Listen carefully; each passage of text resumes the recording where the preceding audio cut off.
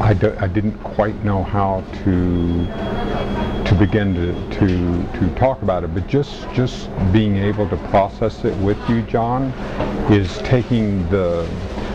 I feel that there is a. When I was talking about the secrets, what I meant is that shame.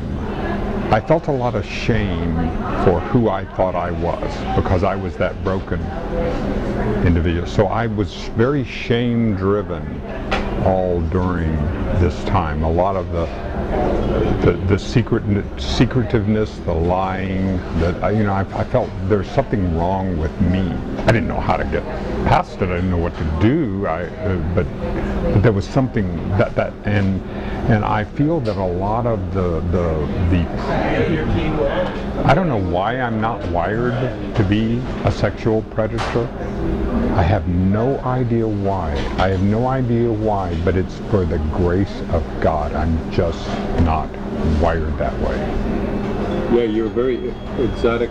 Well, I think all people are exotic, but there's something exotic about the richness and slightly perverse, I guess you could say, ness of your childhood vision of things. Yep. And your total awareness, your recall, and your precise, again, there's a precise quality to your psychological self-analysis, which I think is extremely rare because it's honest and it's not always pretty, very detailed, and that makes it very humane. You know, we can't get angry at you because you're telling us exactly how it happened, and we have to kind of envy you.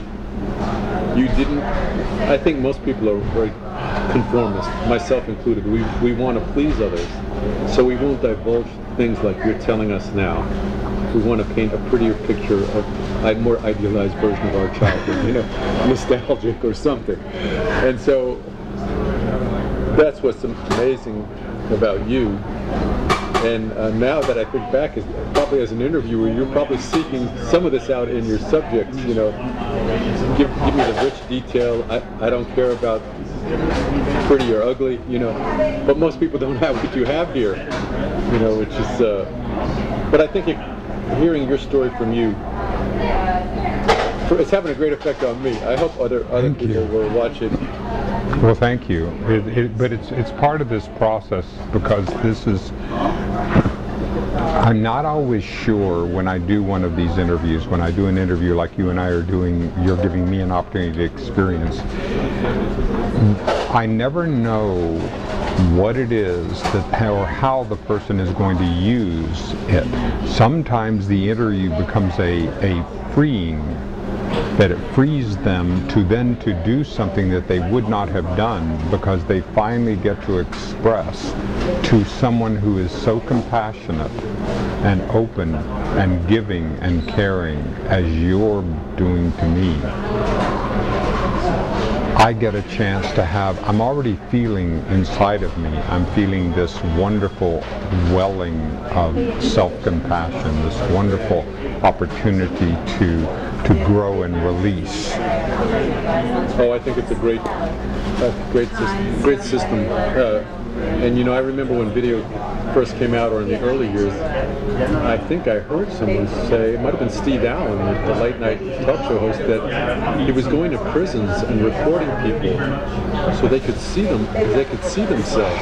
Because I think once you've seen yourself, it's extremely therapeutic. Isn't it amazing about Steve Allen? I mean, he was so much more than just a comedian. He was a social innovator. He did this whole series of where he would bring people from different eras. Like he'd bring Julius Caesar and Adolf Hitler, and as they bring them on a panel, and they would work it through with the actors, would delve into the history, and then they would have a conversation. As if they were there that day, and they would give their opinions as if they were all sitting around the table talking at that time. I don't remember what the name of the program was, but this was, again, it was one of Steve Allen's, just like one of his innovative. Yeah. Well, I guess, again, we're of the Steve Allen era. Many people will have no glimmer of an idea, but there's a little bit of Steve Allen. You know, the technicians or somebody taped over his shows, most of them. There's a few remaining. Yeah, I did the same thing with my shows, with the shows that I've done. I cannibalized a lot of my tape. This is why my producing partner Ken Lee kept Peter Tork, kept Mel Blanc. That's the only reason why they're there. Is because I fought him. I said, let's cannibalize. I need the tape. I need the tape. Ken, huh? Thank God for Ken. Thank God for Ken, because I love seeing you as a 31-year-old guy interviewing them, and yeah, that was a little more hair at the time. Oh yeah, and yeah, I hope you'll intercut, if you can, that footage with some of this footage. Actually, what I want to do, since Peter is still alive, one of my dreams is to redo that interview, ask those questions, but intercut them with me asking the question to present day answers, and to have him to me at present day, to have me responding at present day. I just think that would be a fascinating, fascinating to see someone, to see that. Yeah, just seeing the footage of him as an older person now. I think he's been through a lot. He's been through cancer and stuff. Just the visual. Haven't we all? Yeah. I mean, we've all had that as its own. I'm sure he's gained a lot of wisdom, and it would be fascinating. Hope you can pull it off. If you can find so it'll be interesting to see. I'd like to go through his son and see if I showed you that film, right? Didn't I? Yep. So. We're learning about the young Dennis, and some of your goals to free others from secrecy and bad feelings. Yep, and because that's really, and that's where I feel that, like, things like all sexual dysfunction, and if I'm just going to stay there, because I feel that that's really something that I want to, a lot of my humor comes from sexual dysfunction, and this in our society of the 21st century, and the 20th and 21st century. I do the humor there, one, because I think I have something to say, and two, because it's easy. You know, people talk about how a clean comedian, you know, how much, and it is harder. I admit it is hard to do comedy that is harder in some ways to do it, and I'm working. I want to do that, but at the same time, I want to explore the entire sense of this sexuality, and because I spent, I would say seriously, since age 6 through into when I got married in 2006 and when I finally decided, I mean, not 2006, but 1996, I got married to Melissa, and I made a commitment to be monogamous. That was up until that point, but from age 6 until I'd say what, in 96 I would have been like, what, 40. I'd be, in 96 I was 48 years old. So from age 6 to 48 I was enmeshed, involved, and fascinated with sex, every part of it, from being involved in swinging in my first marriage. This is from 1976 to 78, to going out to California in 1978 when it was, I mean, this was pre-AIDS. This is pre-AIDS, and the women had the pill. I was in the sexual revolution and jumped into the middle. I was, oh my God, it's the circus, and I've been given an all-access pass. And so I fulfilled every fantasy that I ever had. Nice. One woman, two women, three. What was this possible permutations or combinations? And had I been attracted to men, I'm sure I would have been. I was sure I would have explored that too.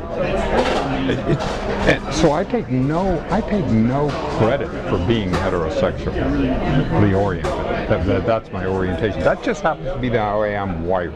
If I'd been curious in that way, or if I'd been, or even been along the spectrum, and I don't feel that we're by. My sense, John, is that we're not either or. We're somewhere along a continuum from absolute, complete heterosexual all the way down to all the way to absolute and complete homosexual, and then everything in between. Where we all, I believe, I reside along the continuum, and I'm probably about a 8.5 toward.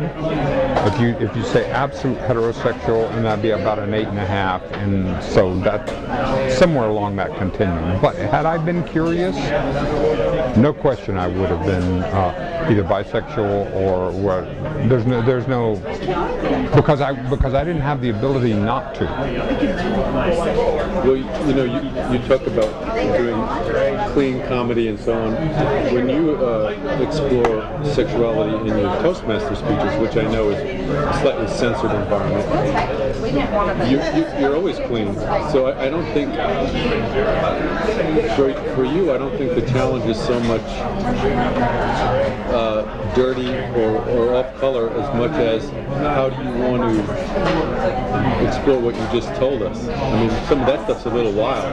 You don't go that wild in your Toastmaster speeches. Absolutely. Now, that may never be a forum for exploring whatever it is, the psychosexuality that you are interested in, or maybe you're not that interested in making that part of your performance thing. But I think tied into it makes you an authority, so to speak, on this whole sexual issue, which is nice. And it is something that I do want to both talk about and explore in the sense of how it still impacts our society. It still impacts our gender politics. Oh, of course. It still impacts.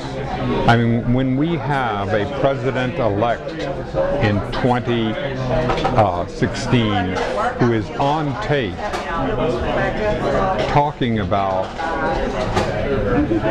sexual assault, this idea of locker room, whatever that means, and that we can actually talk, that means that it's still a subject that's important to discuss. That it could be valuable sociologically to talk about it. And I don't have because I don't participate physically in sexuality outside of my marriage,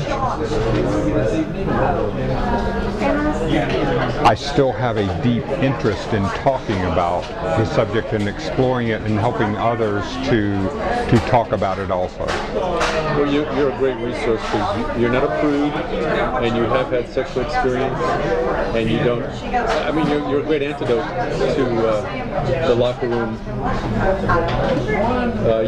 This is a good alternative what you're presenting, which is a great degree of honesty and giving. You want to give to others from your insight. Thank you, John. And I think it is one of the things that is one of the many things that I'm so grateful to you for, is that you're helping me to talk about this and to re-remember what the value of this is. Was there something that turned you from the licentiousness of free love, let's call it, in California or wherever this was happening to?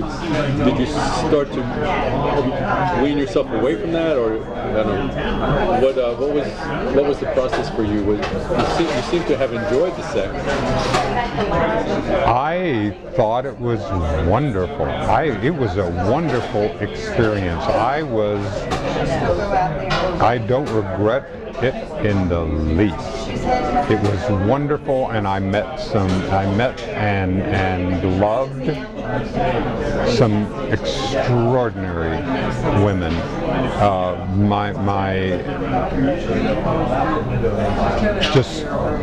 And it was much more. You have to understand, it was much. There was a book